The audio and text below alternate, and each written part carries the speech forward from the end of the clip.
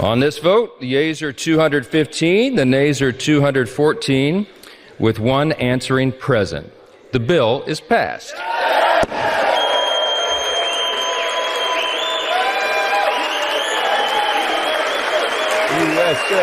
USA.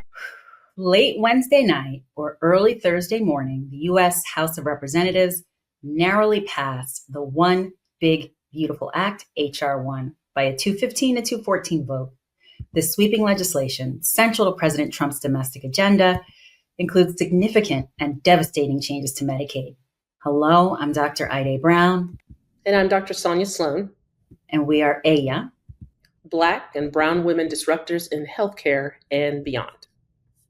Under the cloak of darkness and party line tension, the House passed what's being called the One Big Beautiful Bill Act, H.R. 1. But let's be clear, this isn't just a policy shift. It's a seismic dismantling of the American social safety net. The bill narrowly passed 215 to 214, and you're wondering what's actually in it? If you are wondering, guess what? You need to brace yourself.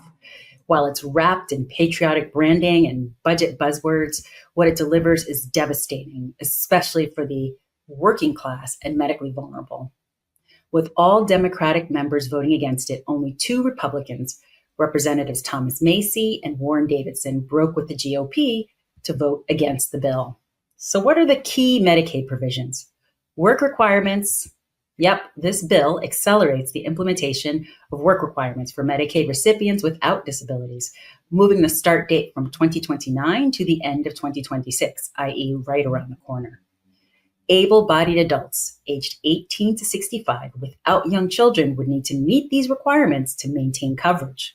So that's not just red tape, you guys, that's redlining healthcare access for over 8 million Americans.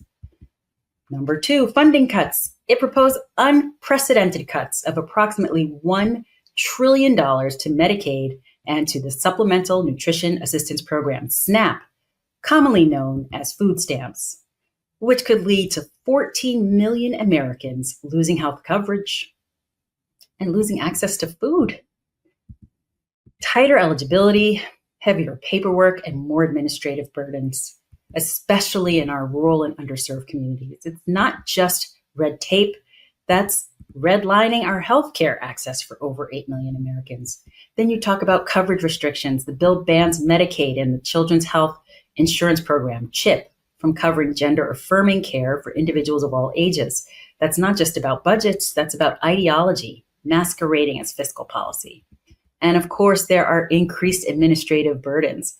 So states that would face stricter eligibility requirements and reduced benefits, if they don't fulfill these requirements, they're potentially losing widespread coverage because of all this complexity. So, I mean, Dr. Sloan, I cannot believe we are watching this happen and then it narrowly scraped by.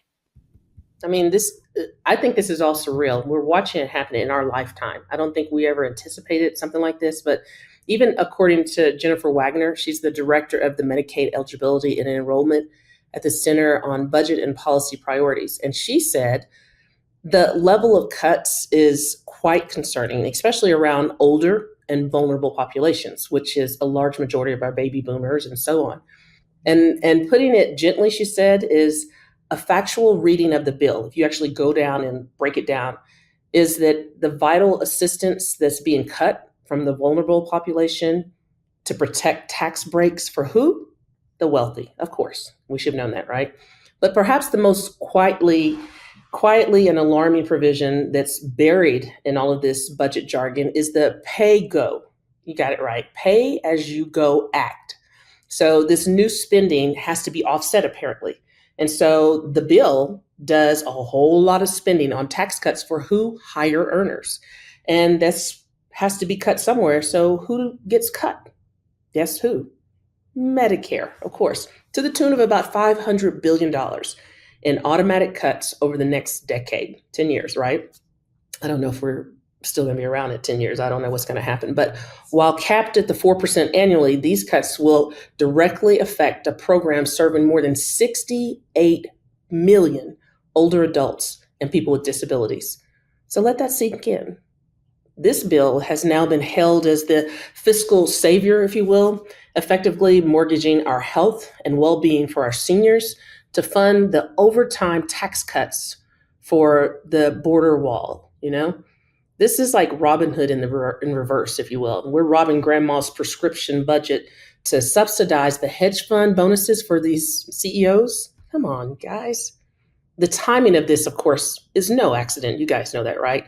What is being done in the dark also is hiding some other things that's being done in the dark. This comes just months before a major election cycle, one where healthcare access will be front and center. So as the bill moves to the Senate, the question is not just whether it's going to pass.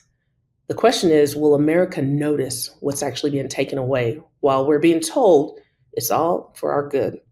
So, Dr. Brown, I think we're living in a dual reality right now. Like the things that are happening right now, and especially with this bill being passed, there's some other things that are happening that people should be watching as well.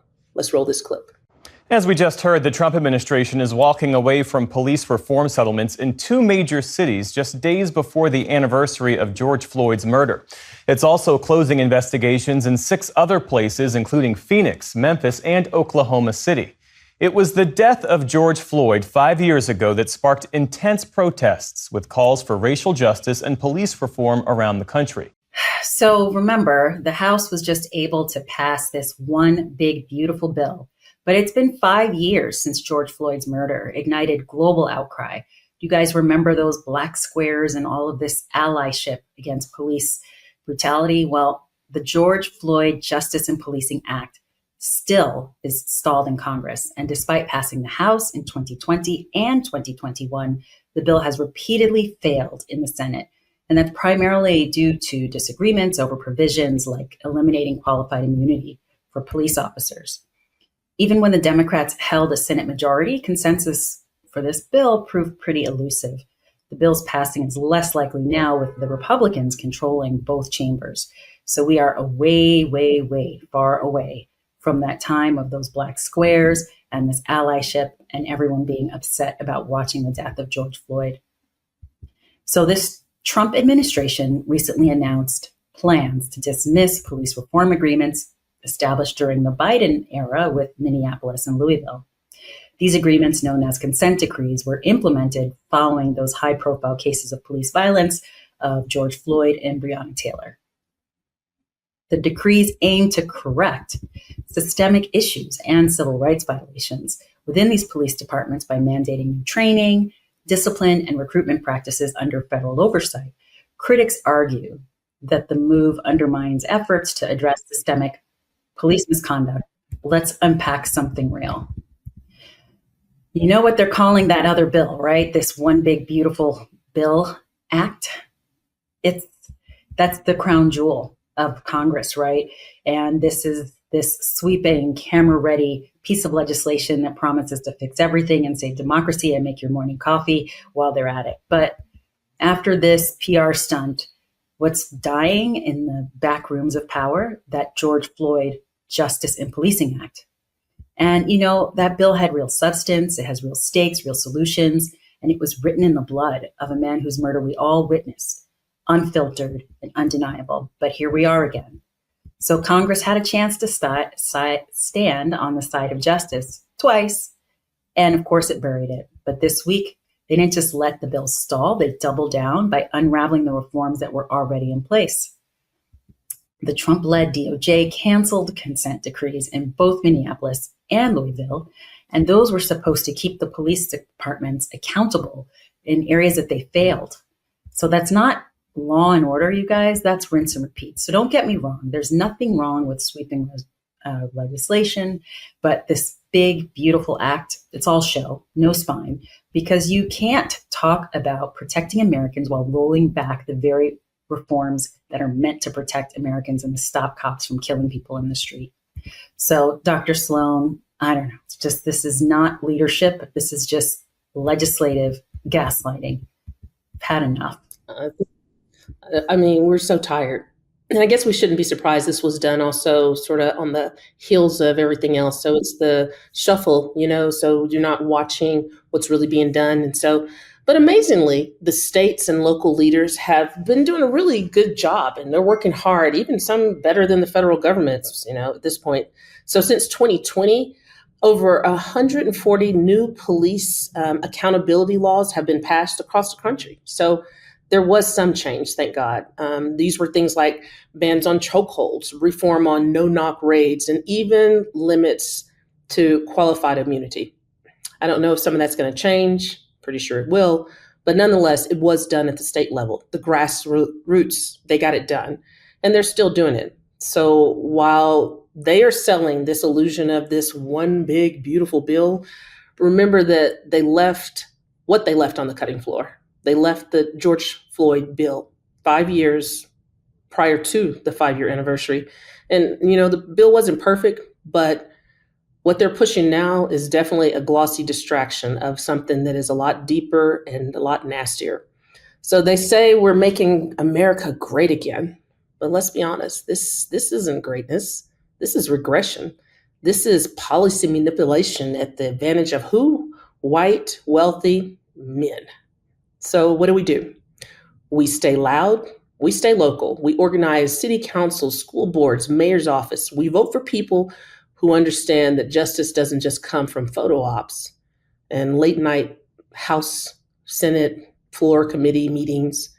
It comes with policy and protecting the balances of power, because real change doesn't need to be big or beautiful. In fact, it just needs to be done. So stay woke, everyone. Keep showing up, keep disrupting, because truth is worth fighting for. Thank you for watching. We are eh-yah, contributors to the MeidasTouch Network and proud members of the Meidas Mighty. Please subscribe, like, share, and follow for more updates. Bye, everyone. Have a great week. Love this video? Make sure you stay up to date on the latest breaking news and all things Meidas by signing up to the MeidasTouch newsletter at MeidasTouch.com/newsletter.